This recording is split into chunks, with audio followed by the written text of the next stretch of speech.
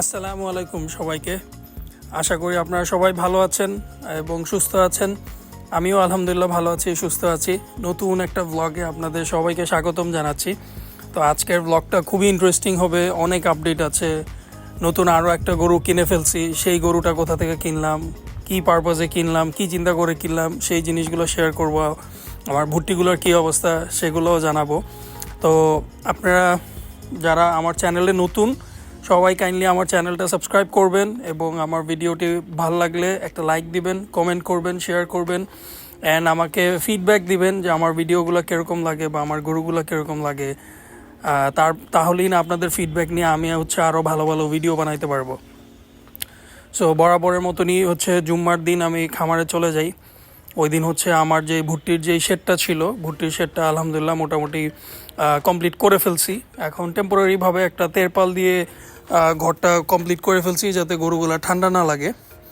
আর ইনশাআল্লাহ নেক্সট বর্ষার সিজন আসার আগে হয়তো বা ঘরটা পুরোপুরিভাবে কমপ্লিট করবো আর কি। তো ওই কারণেই সবগুলা গরু মেইন শেড থেকে একটা একটা করে নিয়ে যাচ্ছিলাম ভুট্টির শেডে। প্রথমে জেরি গেল, তারপর এই যে ক্রিম। মাশাল্লাহ, মানে এই গরুগুলা বাইর হইলেই, মানে ভুট্টি হইলে কী হবে বা ছোটো হইলে কী হবে, এগুলার তেজও বড় গরুর থেকে কোনো অংশে কম না। মানে বের হয়েই এই যে এরকম পাগলামি করবে। এই দেখেন, মানে কলকির মতন এরকম একটা পালোয়ান একজন রে দেড় বইয়ের একটা গরু একদম পুরো নাচায় ফেলতেছে। তো এই তো আমরা পর্যায়ক্রমে প্রথমে ছোটোগুলা নিচ্ছিলাম। এই যে এটা ভিনি ভিনি একদম ভদ্রভাবে চলে গেছে, খুব একটা প্যারা দেয় নাই, একদম এক দৌড়েই ঘরে চলে গেছে। তো আমরা প্রথমে জেরিকে রাখছি, তারপরে ক্রিমকে রাখছি, এরপরে ভিনিকে রাখছি। সো প্রথমে ছোটোগুলা রাখছি, এরপরে আস্তে আস্তে বড়গুলা সাজাইছি আর কি। যে এটা টম। মাশাল্লাহ, এই টমটা আমার পার্সোনালি খুব ফেভারেট।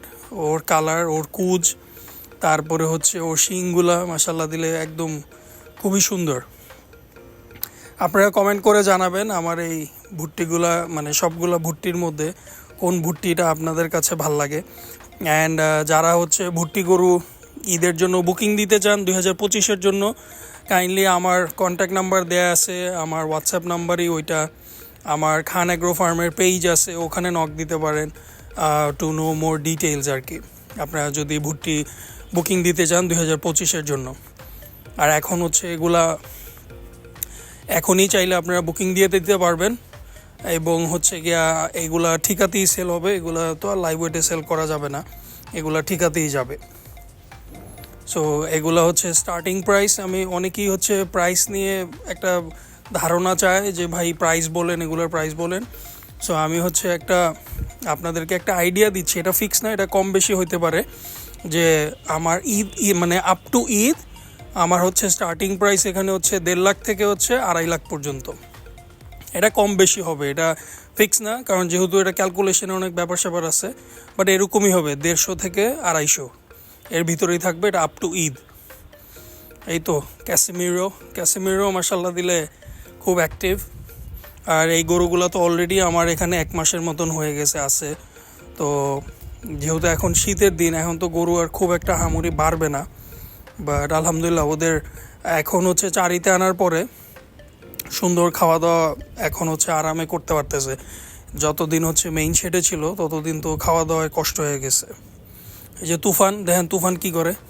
তুফান একটু ভয় পায় বেশি, কোনো গরু টরু বাইর করতে গেলেই সে একদম পুরা ভয়ে, মানে ওর জায়গা টায়গা ছাইরা কই যাবে কই লুকাবে একদম ও বুঝা পায় না। তো মাশাল্লাহ দিলে আমার তুফানরে দারুণ লাগে। তারপরে ওই দিন আমরা 2টা পাকড়া গরু বের করছিলাম, কোকো আর ক্যারামেল। কারণ কোকো আর ক্যারামেলের ভালো কোনো ছবি বা ভিডিও নাই আমার কাছে। তো আমি বললাম যে ওদের দুইজনের বাইর কর, একটু ভিডিও করি, লাইভ ওয়েটটাও দেখি, আবার একটু ইয়েটাও দেখি। তা আমার এখানে দেখেন কোকো কি করতেছে, মানে সব হইলো গিয়া মানে তার সিরা গরু, মানে বাইরে হইলেই পাগল হয়ে যায়, কি করব না করব বুঝা পায় না। তা আমার লাইভ ওয়েট মেশিনটা আবার ওই সামনের গেটটা গোলবার্গ যে ভাঙছে ওটা ঠিক করা হয় নাই, সময়ের অভাবে ওটা ঠিক করতে পারতেছি না। সো হোপফুলি ওটা তাড়াতাড়ি ঠিক করা লাগবে আর কি। তারপরে হচ্ছে গরুগুলারে সুন্দরভাবে মাপতে পারবো। বড় গরুগুলারে মাপতে একটু কষ্ট হয়ে যায়, তো যেই কারণে হচ্ছে এটাও একটা ফিক্সড একটা জায়গায় নিয়ে যাব লাইভ ওয়েট মেশিনটা। এটাও হচ্ছে জায়গাটা ফিক্স করতে পারতেছি না এখনও ব্যস্ততার কারণে। সো কোকো মাসাল্লাহ দিলে এখন এটা 340-45 কেজির মতো লাইভ ওয়েট আছে, আর ক্যারামেল আছে 360 থেকে 370 কেজির মতো লাইভ ওয়েট। এই দুইটা গরুই হচ্ছে আমি লাইভ ওয়েটেই বিক্রি করব। এগুলা অনেকেই দাম জানতে চায় যে ভাই কীভাবে বিক্রি করবেন, এগুলা লাইভ ওয়েটেই বিক্রি হবে। সো আপনারা কেউ ইন্টারেস্টেড থাকলে আমার সঙ্গে যোগাযোগ করবেন, অ্যান্ড ঈদ পর্যন্ত এইটা লাইভ ওয়েটেই যাবে। যদি 500 কেজির নিচে থাকে, অ্যান্ড এগুলো 500 কেজির নিচেই থাকবে, এগুলো 500 কেজি প্লাস হবে না। সো এগুলো লাইভ ওয়েটেই সেল হবে। সো আপনারা ইন্টারেস্টেড থাকলে, পছন্দ হইলে আমার সঙ্গে যোগাযোগ করবেন। তো মাসাল্লাহ দিলে ক্যারামেলের কালার, ক্যারামেলের ফিটনেস মাসাল্লাহ দিলে দেখার মতন। ও হচ্ছে মানে আমার মানে অ্যাপেলের পরে হচ্ছে ক্যারামেল হচ্ছে আমার ফেভারিট একটা গরু পাকড়ার মধ্যে, মানে ওরে দারুণ লাগে। আর ওই যে দেখেন কোকো কী করতেছে, কোকোও যায় ওর লোকে ফাইট করার জন্য। তো তারপরে সেই দিন আমরা হচ্ছে গিয়ে আপনার নতুন যেই 3টা গরু আনলাম পাবনা থেকে, ওদেরকেও আমরা শিফট করে ফেলছি কোয়ারেন্টাইন শেড থেকে হচ্ছে মেইন শেডে, কারণ অলরেডি 2 সপ্তাহের মতন হয়ে গেছে। এই যে মাসাল্লাহ প্রথমে পুষ্পারে নিয়ে গেলাম, তো পুষ্পাও মানে পুষ্পাকে হচ্ছে কোয়ারেন্টাইন শেডে যে এই কয়েকদিন ছিল, আমি যতবারই খামারে গেছি আমি একটু মানে অবাক হয়ে গেছিলাম যে আমি পাবনা থেকে কি গরু আনলাম, আর এখানে আনার পরে দেখি গরুটা ছোট লাগে। কিন্তু যখন হচ্ছে ওরা আমি মেইন শেডে ঢুকাইছি মাসাল্লাহ দিলে, তখন গিয়ে হচ্ছে ওর সাইজ, ওর হাইট, ওর মানে ওর যে বিউটি বা যেইটা দেখে আমি ওরা পাবনা থেকে আনছি ওইটা হচ্ছে ফুটে উঠছে। মানে আমি যখন ওরা মেইন শেডে ঢুকাইছি আলহামদুলিল্লাহ, মানে এখন হচ্ছে গিয়ে ওরে যখন আমি ঘরে দেখি আমার মন ভরে যায় পুষ্পারে দেখলে। তারপর হচ্ছে স্পাইডার তো মানে আমার খামারের এখন ভাইরাল গরু। মানে এমন কোনো মানুষ নাই যে আমার নক দেয় নাই স্পাইডারের জন্য, যে ভাই স্পাইডার বুক করব, স্পাইডারের দাম কত।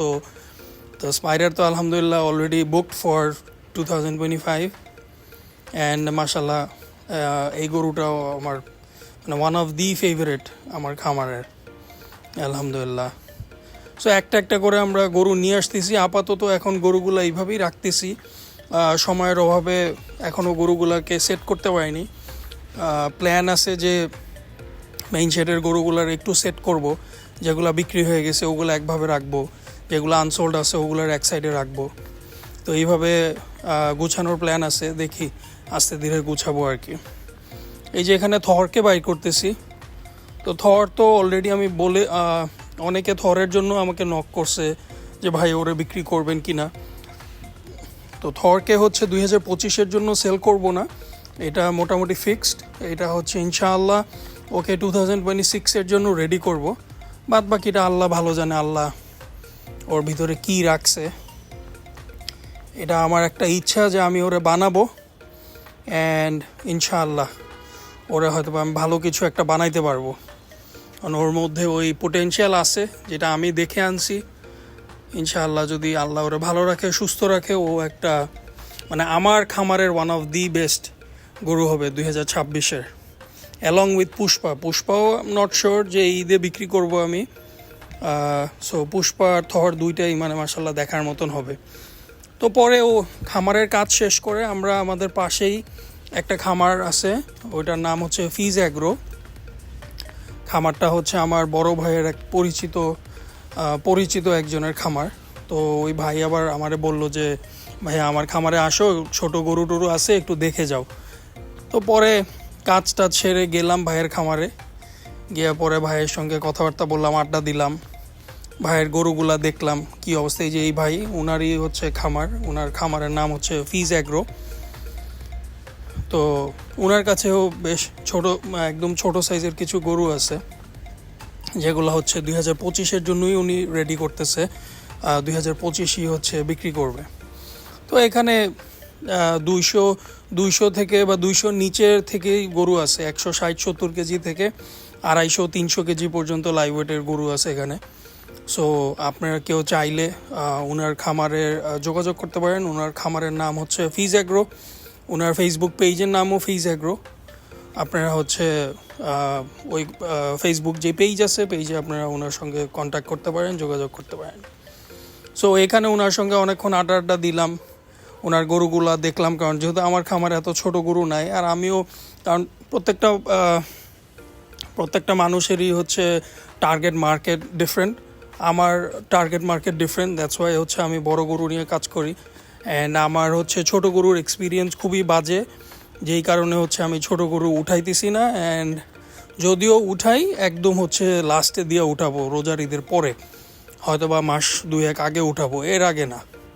সো ওখান থেকে যাওয়ার পথেই হচ্ছে এসিসি অ্যাগ্রোতে নামলাম, যেহেতু এসিসি অ্যাগ্রো পার হয়ে হচ্ছে আমার খামারে যাওয়া লাগে। তো এখানে একটা ছেলে আছে, ও হচ্ছে আমার খামারে যে আমার গরুগুলার নাক ফুরাই দিছিল। তো কলকি বলতেছিল যে ভাই ও তো আছে, ওর সাথে একটু দেখা করে যায়, আমাকে চল যাই। তো এখানে যে এই কালো গরুটা খুব পছন্দ হয়, তো আমি বললাম যে ভাই গরুটা একটু বাইর করো, একটু দেখি। তো পরে হচ্ছে ও গরুটারে বের করলো, কারণ যেহেতু আমি একটা কালো গরু খুঁজতেছি, একটা কালো গরু কিনবো, ওই কারণে হচ্ছে এই গরুটা বের করি। অ্যান্ড গরুটা মার্শাল্লাহ দিলে, মানে আমি একদম যেরকম চাচ্ছিলাম ওই গেট আপ, ওই সাইজের গরুই, যেমন হাইট, যেমন সুন্দর। তো মার্শাল্লাহ দিলে গরুটা আমার কাছে মানে সব দিক দিয়ে পারফেক্ট লাগছে গরুটা। এই যে আপনারাও দেখেন, মার্শাল্লাহ মানে গরুটা দেখার মতন একটা গরু। তো যাই হোক, গরুটা হচ্ছে ওরা বের করার পরে হচ্ছে আমিও গরুটারে ঘুরে ঘুরে দেখি যে গরুটা কেমন, কারণ আমার গরুটা ভিতরে দেখেই পছন্দ হয়েছে। তা আমি যেই কারণে বের করছি যে গরুটা বের করে একটু দেখি কেমন, এরপরে হচ্ছে দামাদামি করে যদি পছন্দ হয়, যদি দামের মধ্যে মিলাইতে পারি, তাহলে হয়তো বা আমার খামারে নিয়ে যাব। তো যাই হোক, পরে এখানে যে ফাহাদ ভাই আছে, ফাহাদ ভাইয়ের সঙ্গে কথা বললাম যে ভাই ওর কেমন কি দাম টাম। তো ফাহাদ ভাইয়ের সঙ্গে কথা হইলো, আমিও একটা দাম টাম বললাম। তো যাই হোক, পরে আর আমার বাজেটের বাইরে ছিল দেখে আমি আর কথা আগাই নাই। তো গরুটা হচ্ছে আসলেই দেখার মতন, খুবই সুন্দর গরুটা, মাশাল্লাহ।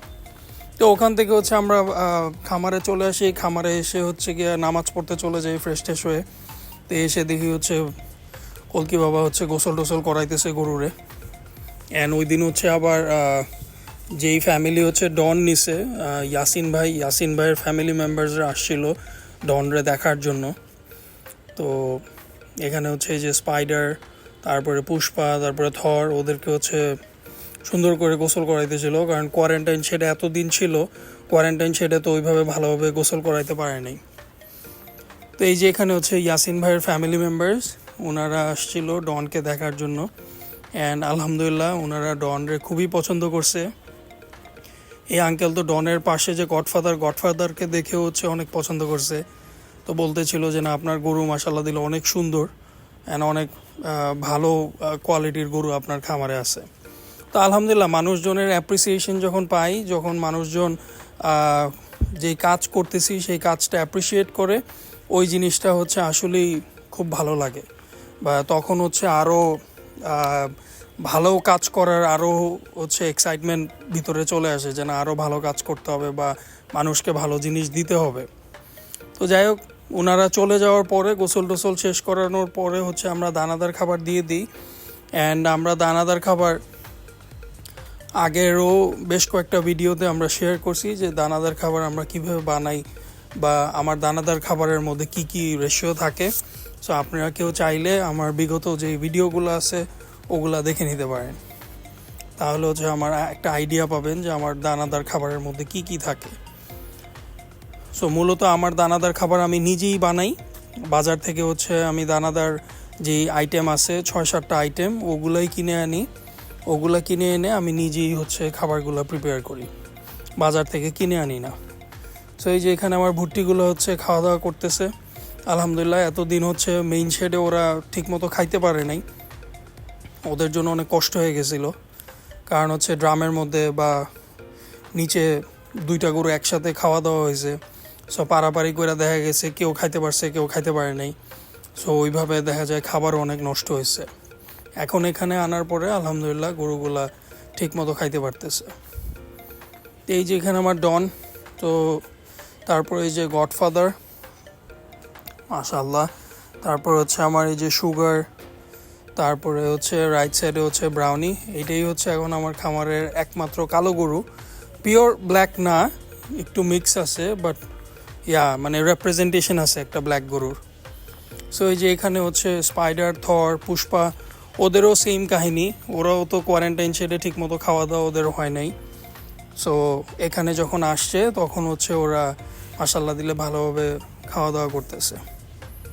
এই যে দেখেন পুষ্পা, মাশাল্লাহ, ওর যে কালার, ওর যে হাইট, ওর যে সৌন্দর্য, এটা হচ্ছে কোয়ারেন্টাইন শেডে আমি খুব মানে স্ট্রেঞ্জ হয়ে তাকায় থাকতাম ওর দিকে যে কি হইল।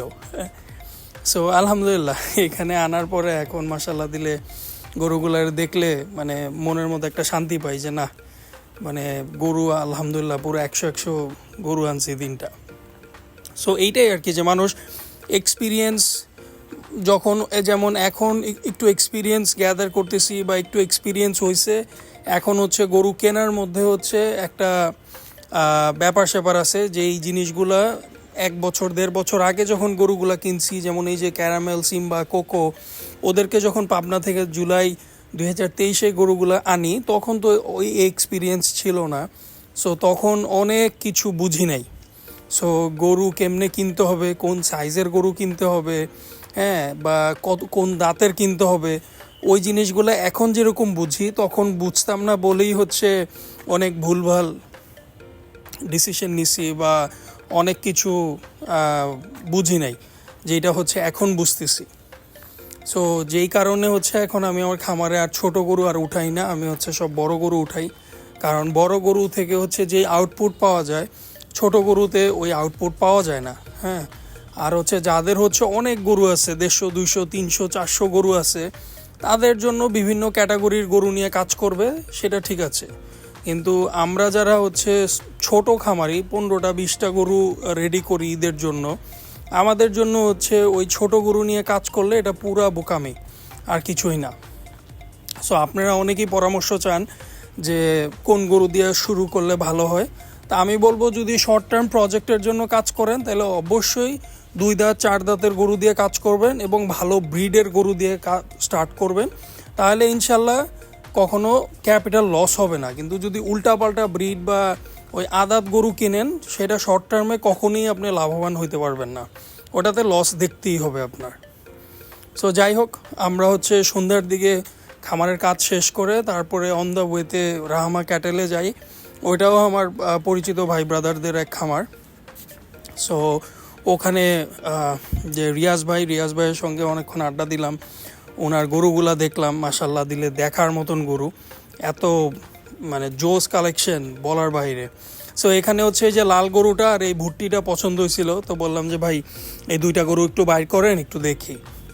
তো এই কালো ভুট্টিটাও মাশাল্লাহ দিলে অনেক সুন্দর ছিল। তো আর ওই পাশে যে লালটা, ওইটা তো মানে ঘরে ঢুকেই হচ্ছে পছন্দ হয়েছে। সো ওনার সঙ্গে তখনই এটা নিয়ে দামাদামি হয়েছে, অ্যান্ড মানে খুব অল্প একটা জায়গায় গিয়ে আটকায় ছিল, যেটা হচ্ছে আমি রাত্রেবেলা পরে বাসায় আইসা ওনার সঙ্গে কথাবার্তা বইলা আমি ফাইনাল করে ফেলি। তো পরের দিনই হচ্ছে আমি আবার সকালে ঠিক না, দুপুরবেলা যখন আমি খামারে যাই, আমি বলছি যে ভাই আমি খামারে যাওয়ার আগে আপনার গরুটা আমি দেখে আমি ডান করে দিয়ে যাব। তো যাই হোক, পরে দুপুরবেলা ওনার খামারে গেলাম, যে হচ্ছে আবার গরুটারে দেখলাম অ্যান্ড গরুটারে বের করলাম, কারণ রাতেরবেলা গরুটা আসলে ওর কালার, ওর শেপ টেপ ওইভাবে ভালো বোঝা যায় না, যেই কারণে আবার দুপুরে আমি গেছি ওটা সামনাসামনি আবার ভালো করে দেখার জন্য। তো ওই গরুটা মাশাল্লাহ দিলে দারুণ। এই গরুটা হচ্ছে আমি 2026 জন্য ওরে নিছি, কারণ ও 25 রেডি হবে না। ও মাশাল্লাহ দিলে এখনও দাঁত হয়নি, ওর এখন 380 কেজির মতো লাইভ ওয়েট আছে মাশাল্লাহ। সো ইনশাল্লাহ ওর ভালো একটা পোটেনশিয়াল আছে। 2026 ঈদ পর্যন্ত আল্লাহ যদি ওরে সুস্থ রাখে, ভালো রাখে, ও একটা ভালো ওর ফিউচার আছে। অ্যান্ড যেটা হচ্ছে আমার চ্যালেঞ্জ, যে ওরে সুস্থ রেখে ওর একটা ভালো জায়গায় আমি নিতে পারবো। অ্যান্ড বাদ বাকিটা তো আল্লাহ ভরসা, আল্লাহ ভালো জানে যে ওর ভিতরে কি আছে বা ওরে কতটুকু বড় করতে পারবো। বাট আমার মন বলে যে ও হচ্ছে আমার খামারের আরেকটা দেখার মতন গরু হবে 2026 জন্য। আপনারা সবাই দোয়া করবেন আমাদের খামারের জন্য। অ্যান্ড আবারও আপনাদেরকে রিকোয়েস্ট করতেছি, যারা হচ্ছে আমার চ্যানেলে নতুন বা আমার চ্যানেলটা এখনও সাবস্ক্রাইব করেন নাই, আপনারা কাইন্ডলি আমার চ্যানেলটা সাবস্ক্রাইব করবেন এবং হচ্ছে আমার ভিডিওটা লাইক করবেন যদি ভালো লাগে, ভালো না লাগলে ডিসলাইক করবেন, কমেন্ট করে জানাবেন, আপনাদের ফিডব্যাক দিবেন। কারণ আপনাদের ফিডব্যাকের বেসিসই হচ্ছে আমি আবার ভিডিও বানাই বা আমি ভিডিও টুইক করি যে কোন ভিডিও দিলে ভালো হবে না হবে। সো আপনাদের ফিডব্যাক আসলেই ম্যাটার করে। এমন না যে আমি আপনাদের ফিডব্যাক দেখি না, আপনাদের প্রত্যেকটা কমেন্ট, প্রত্যেকটা কমেন্টেই কিন্তু আমি চেক করি যে কে কী বললো। সো এই যে গরুটা দেখেন, মাশাল্লাহ, মানে দারুণ, মানে ওর কালার, ওর হাইট, ওর মানে সব দিক দিয়ে মাশাল্লাহ দিল ও পারফেক্ট একটা গরু। মানে ওর মানে ভরপুর পোটেনশিয়াল আছে। 2026-এ যদি ওরে প্রপারলি রেডি করতে পারি তা আল্লাহর রহমতে ও একটা টপ নচ একটা গরু হবে আমার খামারের। এই যে রিয়াজ ভাই চলে আসছে। সো রিয়াজ ভাইয়ের সঙ্গেও অনেকক্ষণ এটা নিয়ে কথাবার্তা হইতেছিল যে ওর কী পোটেনশিয়াল আছে, ও কই যাইতে পারে না পারে, এগুলো নিয়েই কথা হচ্ছিল। তো ভাইও বলতেছিল যে না ভাইয়া, ওর ভালো একটা পোটেনশিয়াল আছে, এটা আমি বিলিভ করি, অ্যান্ড ইনশাআল্লাহ ও ভালো একটা জায়গায় যাইতে পারবে। তো যাই হোক, আপনারা সবাই ভালো থাকবেন। ইনশাআল্লাহ ওকে হচ্ছে আমরা শীঘ্রই আমাদের খামারে নিয়ে আসবো। এখনও রাহামাতেই আছে। আমি হচ্ছে কয়েকদিনের জন্য ঢাকার বাইরে থাকবো, দ্যাটস ওয়াই ওরা এখন খামারে নিতে পারতেছি না। আমি ঢাকার ব্যাক করলে তারপর হচ্ছে ওরা খামারে নিয়ে আসবো। সো যাই হোক, আপনারা সবাই ভালো থাকবেন। আজকে চলে যাচ্ছি, পরের কোনো একটা ভিডিওতে দেখা হবে। আল্লাহ হাফেজ।